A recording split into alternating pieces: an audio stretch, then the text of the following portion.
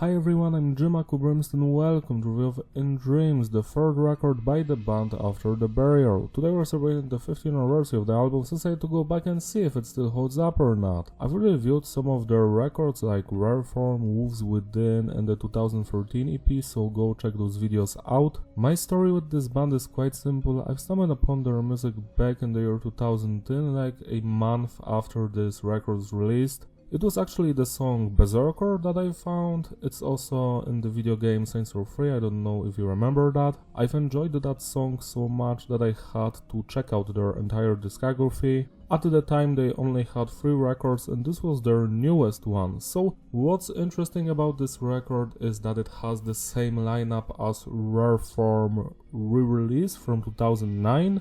We have Anthony on the vocals, Trent and Justin on the guitars, Justin rest in peace legend, Lee on the bass and Dan on the drums. To me this was the classic lineup of the band because they recorded this record, Wolves Within, the 2013 EP and Rare Form 2009. The production is tight, it's clean but heavy notes or no clipping just the way I could. I love how the drums and the guitars are mixed, same with the bass and the vocals, you can hear everyone without any problems. Message is diverse, the songs are mostly about inner turmoil like hardships of life, emotions, breakups, going through negative stuff, loss of a loved one, relationship issues, stuff like that.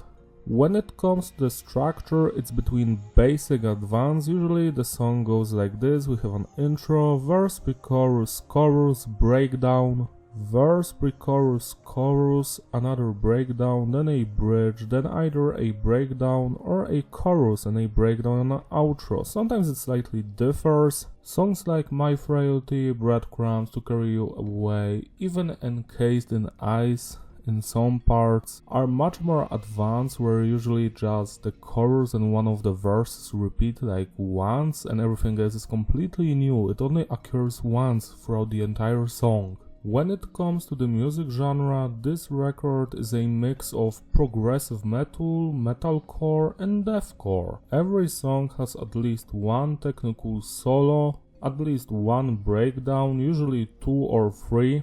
Technical and fast guitar playing mixed with more groove-induced riffs similar to Meshuggah and Panchara. When it comes to the vocals, we usually have just growling and screaming with some clean singing as well.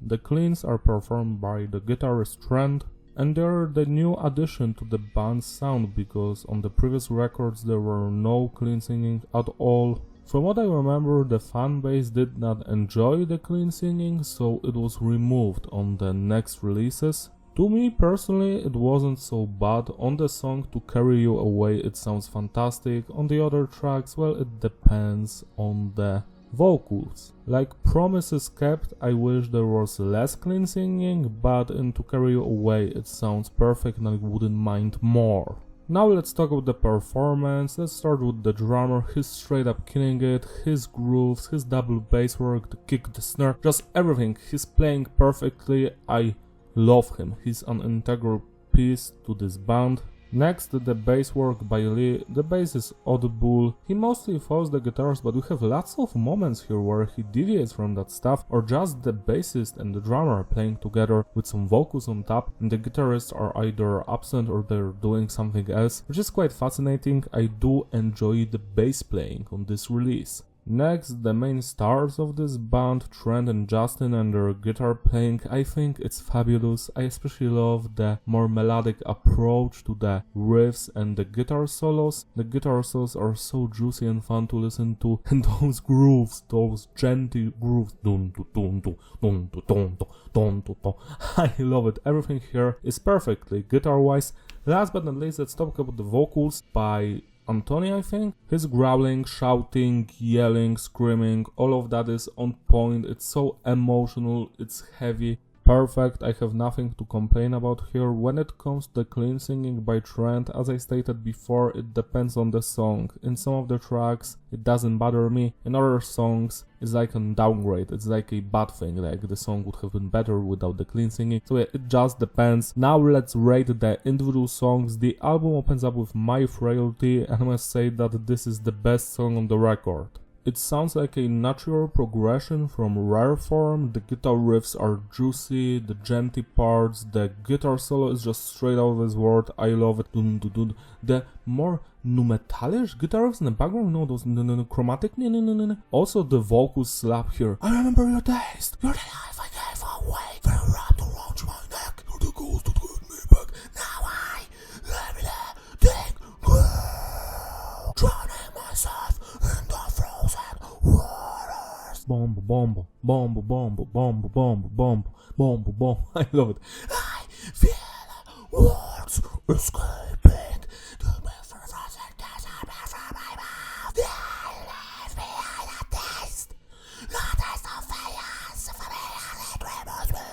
The vocals are just so pissed off, so fun to listen to, so catchy, so emotional, and the guitar is so crazy. This song is in my top 3 after the burial tracks, and then we have the chorus.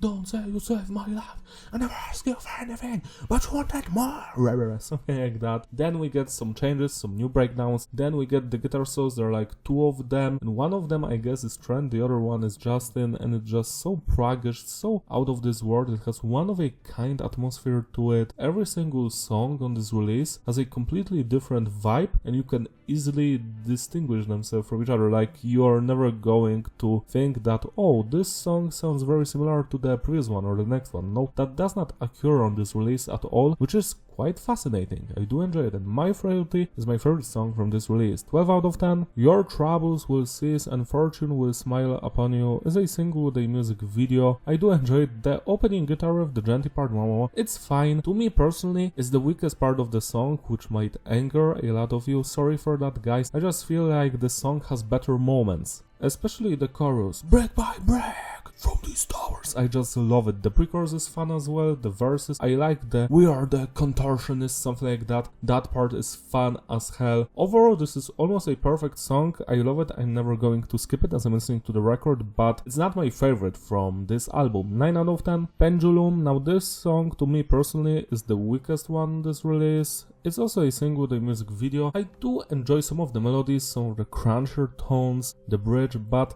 the clean singing is not for me. I feel like it's detrimental to the overall vibe of the track. This song could have been better. To be quite honest, if it was missing from the record, I wouldn't even notice. It's just good, nothing more. 7 out of 10. Breadcrumbs and White Stones. Now this one I do enjoy. The main guitar riff is very nostalgic. Then we get that cool breakdown with I don't exist. I just love that part where he says that all the time. The first breakdown, because then I don't exist part comes back at the end, but it's a completely new breakdown then. The middle part of the song, the more catchier tones, I enjoy it a lot, especially the outro and the final breakdown and the first breakdown. Overall, this song is similar to the Trouble track, where I don't think it's the best song ever, but I'm never going to skip it and I'm always having fun when I'm listening to it. 9 out of 10. To Carry You Away is my second favorite track from this release. It's the most emotional one, most beautiful one, vocal-wise, lyrical-wise, and music-wise. I just love those. I love this song so much that I did a Doom MIDI cover of it for today's anniversary, so go check that out. My version is not that good as the original one. I just love it, especially the chorus. I'll say goodbye. So this is goodbye,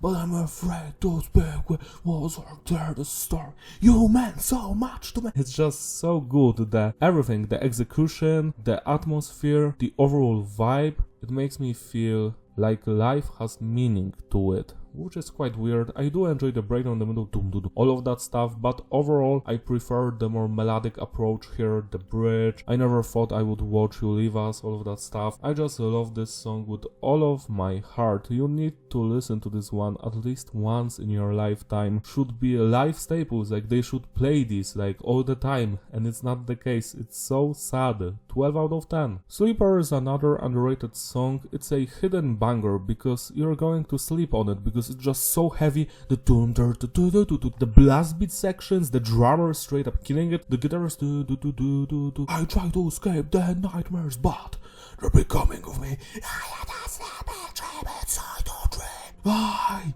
hope I'll never wake up. A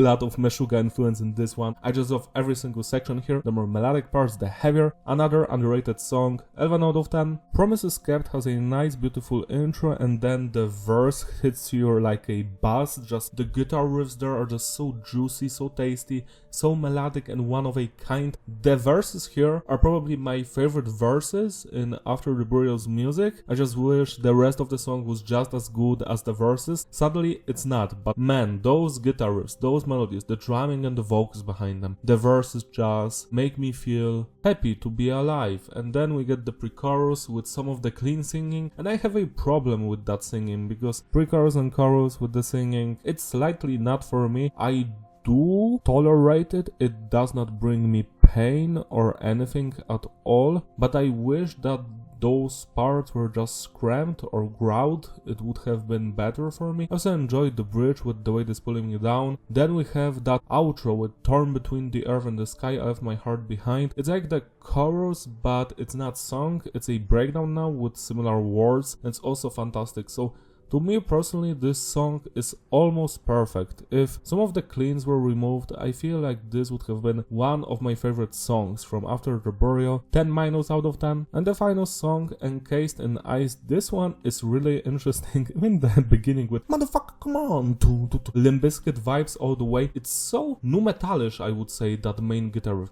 The harmonics, natural harmonics, the pinch stuff, the groove of 90s nu metal is preserved in this song, which is quite weird because this is a prog deathcore, prog metalcore album, so it's quite fascinating to hear. I love the vocals here, the "Can't you see I'm suffocating in a world that means nothing to me." Vocals and the lyrics go hard, the music as well. I've been to the edge before, at the end of the world, something like that. I love the groove, that's for sure. The more melodic parts, the pow pow, the bridge and the outro slap as well. It's one of the more special tracks by After the Burial, 10 out of 10. Now let's talk about the bonus song from 2011 called Pie. So this track is actually some beautiful acoustic intro, and then we have a guitar riff and drum patterns that mimic the Pie number. It's a nice experiment. It's something that astonishes people, and for the right reason. It's quite interesting, and also it's funny that it sounds good, like the numbers in Pi actually create an interesting breakdown. That's quite good. It's a great track, I do enjoy it,